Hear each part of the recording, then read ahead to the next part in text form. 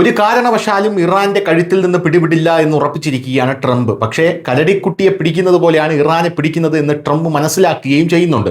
കാരണം ഒരു കരടിയെ നമ്മൾ കെട്ടിപ്പിടിച്ചു കഴിഞ്ഞാൽ, അതിനെ വിട്ടുകഴിഞ്ഞാൽ അത് നമ്മളെ ആക്രമിക്കും. അതുകൊണ്ട് വിടാനും പറ്റില്ല, വിടാതിരിക്കാനും പറ്റില്ല. ഇതാണ് അവസ്ഥ എന്ന് പറയുന്നത്. അതുപോലെ തന്നെയാണ് ഇറാന്റെ പുറകെ പോയ അമേരിക്കയ്ക്ക് സംഭവിച്ചത്. ഹോർമൂസ് ഇറാൻ അടച്ചുപൂട്ടിയതോടുകൂടി ലോകരാജ്യങ്ങളെല്ലാം പ്രതിസന്ധിയിലേക്ക് പോകുന്ന കാഴ്ച കാണാൻ സാധിച്ചു. അമേരിക്ക അടക്കം പ്രതിസന്ധിയിലേക്ക് പോയി. അപ്പോൾ ഇങ്ങനൊരു സാഹചര്യത്തിൽ ട്രംപ് എങ്ങനെയെങ്കിലും ഒരു സമാധാന കരാർ ഇസ്രായേലിനെയൊക്കെ പറഞ്ഞ് സമ്മതിപ്പിച്ച് അല്ലെങ്കിൽ കണ്ണുരുട്ടി ഭീഷണിപ്പെടുത്തി ഉണ്ടാക്കി ആ കരാർ കൊണ്ടുവന്ന് മേശപ്പുറത്ത് വെച്ച് രണ്ടുപേരും ഒപ്പിട്ട് പിരിഞ്ഞു. ഇപ്പോഴിതാ ട്രംപ് വീണ്ടും വിടുന്നില്ല എന്നുള്ളതാണ് മനസ്സിലാക്കാൻ സാധിക്കുന്നത്.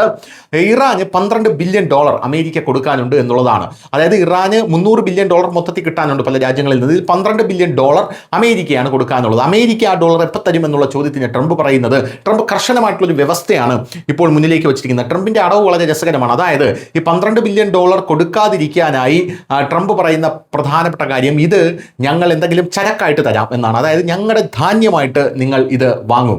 അതായത് ഞങ്ങളുടെ ധാന്യം നിങ്ങൾ വാങ്ങിക്കഴിഞ്ഞാൽ ഞങ്ങൾ അതിനൊരു വിലയിടും. അപ്പോൾ ഈ $12 ബില്യൺ ഞങ്ങൾക്ക് അതിൽ ഈടാക്കാമല്ലോ എന്നുള്ളൊരു ബുദ്ധിയാണ് ട്രംപ് ഇവിടെ പ്രയോഗിക്കുന്നത്. പക്ഷേ ട്രംപിന് അത് പ്രയോഗിക്കാൻ അറിയില്ല. ട്രംപ് ഭീഷണിയുടെ സ്വരത്തിലാണ് ഇവരോട് ഈ കാര്യം പറയുന്നത്.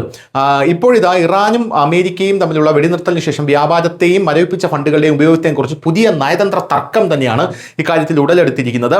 ഇറാന്റെ മരവിപ്പിച്ച $12 ബില്യൺ, അതായത് ഏകദേശം 1.13 ലക്ഷം കോടി രൂപ അമേരിക്കൻ കർഷകരിൽ നിന്ന് ഗോതമ്പും മറ്റ് കാർഷിക ഉൽപ്പന്നങ്ങളും വാങ്ങാൻ ഉപയോഗിക്കണമെന്ന് അമേരിക്ക ആഗ്രഹിക്കുന്നു എന്നാണ്. അതായത് ഇറാന് നമ്മൾ കൊടുക്കാനുള്ള പൈസ അത് തരില്ല.